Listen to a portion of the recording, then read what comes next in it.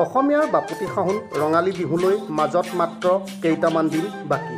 নিজৰ ঘৰত গৰু থকা প্ৰতিজন অসমীয়াই গৰু বিহুৰ দিনটোৰ পুৱাৰ ভাগত নিজৰ গৰুকেইটাক নোৱাই ধুৱাই দীঘলতিৰে কোবোৱাৰ এক পৰম্পৰা চলি আহিছে। দীঘলতিৰ লগতে গৰু বিহুৰ দিনটোত ব্যৱহাৰ কৰা অন্য এবিধ গছ হৈছে মাখিয়তী। আনফালে গৰু বিহুৰ দিনটোতে সন্ধ্যা গোহালিত গৰু বান্ধিবলৈ ব্যৱহাৰ কৰা হয় মৰাপাত তৰা আদিৰে তৈয়াৰী তৰালি পঘা। কেৱল গৰু বিহুৰ দিনটোতে দীঘলতি, মাখিয়তী আৰু তৰালি পঘা কিয় ব্যৱহাৰ কৰা হয় আপোনালোকে বাৰু জানেনে? এই বিষয়ে জানিবলৈ চাওক আমাৰ এই বিশেষ প্ৰতিবেদন।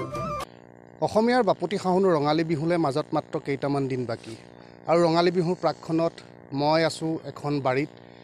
এই বাৰীখনত আছে ৰঙালী বিহুত ব্যৱহৃত হোৱা এক বিশেষ সামগ্ৰী। মই সামগ্ৰী বুলিয়ে কৈছোঁ কাৰণ ৰঙালী বিহুৰ যি গৰু বিহুৰ দিনটোত আমি গৰুক কোবাবলৈ ব্যৱহাৰ কৰা এবিধ গছ হৈছে দীঘলতি। আৰু বৰ্তমান মই এই বাৰীখনত উপস্থিত আছোঁ। সোণালীবুৰী এখন বাৰী।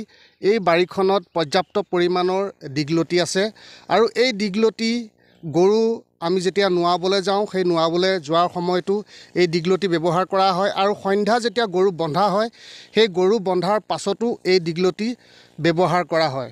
মই দেখুৱাই আছোঁ, এয়া দীঘলতি বৰ্তমান ফুলিছে আৰু এই দীঘলতিকে এছাৰি হিচাপে ব্যৱহাৰ কৰি আমি গৰু নোৱাবৰ সময়ত গৰুক খেদি খেদি গৰুৰ টিকাত ইয়াৰে কোব দিওঁ, যাতে গৰুৰ কিছু বেমাৰ আজাৰ এইবিধ ঔষধিযুক্ত গছৰ পৰা নাইকিয়া হয়। তেনেকুৱা এক লোকবিশ্বাস চলি আছে আৰু এই বিষয়ে আমি জানিবলৈ চেষ্টা কৰিম। বয়োজ্যেষ্ঠ ব্যক্তি আছে, তেওঁলোকৰ ওচৰত যাম। গৈ পেলাই আমি তেওঁলোকৰ পৰা জানিম যে দীঘলতি আৰু মাখিয়তী এই দুবিধ গছ কি কাৰণে বিহুৰ সময়ত গৰুৰ ব্যৱহাৰ কৰা হয় সেই বিষয়ে জানিবলৈ চেষ্টা কৰিম। আৰু এই যি দীঘলতি গছ দেখিছে আপোনাৰ, পৰ্যাপ্ত পৰিমাণৰ ইয়াত দীঘলতি গছ আছে আৰু সোণালীবুৰী এগৰাকী যুৱকে আমাক এই দীঘলতি গছ দেখুৱাবলৈ লৈ আহিলে। আমি তেখেতক ধন্যবাদ জনাইছোঁ আৰু আমি পৰৱৰ্তী সময়ত দেখুৱাম যে মাখিয়তী গছৰ বিষয়ে আমি জানিবলৈ বিচাৰিম। মই এখেতৰ পৰা কিছু কথা জানিব বিচাৰিম যে যিহেতু গৰু বিহুৰ দিনাখনি দীঘলতি আৰু মাখিয়তী ব্যৱহাৰ কৰা হয়, আপোনালোকৰ সোণালীবুৰী অঞ্চলত পৰ্যাপ্ত পৰিমাণৰ দীঘলতি আছে, কি ক'ব এই বিষয়ে? আমাৰ গোটেই এইটো বছৰ বছৰ ধৰি চলি আহিছে পৰম্পৰাগতভাৱে। আমাৰ এতিয়া এই দীঘলতি আমাৰ গৰু বিহুৰ দিনা ব্যৱহাৰ কৰে। অকল দীঘলতিয়ে নহয়, মাখিলতী, জাতিলাও, এইবিলাক হালধি, কেৰেলা, আমাৰ সকলোখিনি বস্তুৱে আমাৰ সেইদিনা গৰু নোওৱা হয়, মাটিমাহকে ধৰি আদি কৰি। আমাৰ সেই দীঘলতিটো আমাৰ হৈছে মেইন মানে গৰু বেমাৰৰ ঔষধ। সেইদিনা আমাৰ গৰুলা যেতিয়া গৰু আমি পথাৰৰ পৰা আনিবলগীয়া, সেই দীঘলতি আমি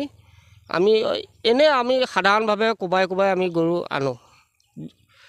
এইটোৱে হৈছে আমাৰ আগৰ পিতৃ লোকৰ পৰা অহা এটা উৎসৱ বিহু। হয়, ক'ব লাগিব যে এই লোকবিশ্বাসত যথেষ্ট এক সমল আছে, কিয়নো দীঘলতিয়ে গৰুক এটা দিনত কোবালেই যে গৰুৰ কিছু বেমাৰ আজাৰ নাইকিয়া হয়, সেই বিশ্বাস পৰম্পৰাগতভাৱে তাহানি দিনৰ পৰা বৰ্তমান প্ৰজন্মলৈকে চলি আহিছে। আৰু আমি বৰ্তমান আপোনালোকক দেখুৱালোঁ দীঘলতি আৰু আমি দেখুৱাম যে মাখিয়তী গছ কেনেকুৱা আৰু মাখিয়তীৰ বিষয়ে, মাখিয়তী কিয় ব্যৱহাৰ কৰে সেই বিষয়ে আমি আপোনালোকক জনাবলৈ চেষ্টা কৰিম। দীঘলতি আৰু মাখিয়তী এবিধ ঔষধি গুণযুক্ত বস্তু গছ। সেইকাৰণে এই গছজোপা ব্যৱহাৰ কৰা হয় বিহুৰ দিনা। এই গোটেই বছৰ দিনৰ কাৰণে গৰু ম'হ ভাল হয়। গৰু যিবোৰ যেনেদৰে সাধাৰণ বেমাৰ চবকাকে আদি কৰি মুখত ঘাঁ হোৱা আদি সেইবোৰ বেমাৰো ভাল হ'ব পাৰে, ভাল হয়। পঘাটো আগতে বামুণে লগুণডাল 3 গুণে বুলি কয়, সেইকাৰণে তৰা গুণ দিও 3 গুণ কৰি পেলাই পঘা বনাব লাগে, সেই বুলি আগৰ এটা পৰম্পৰা আছে। সেইকাৰণে মানুহে মানি চলে। আৰু যে মাছৰ পানী ব্যৱহাৰ কৰে, এইটো কি কাৰণে? মাছৰ পানী মহ মাখিবোৰ নিবাৰণ হ'বৰ কাৰণে আৰু তেনেকৈ চবকা পোক চোক নহ'বৰ কাৰণে মাখিলতী ব্যৱহাৰ কৰে।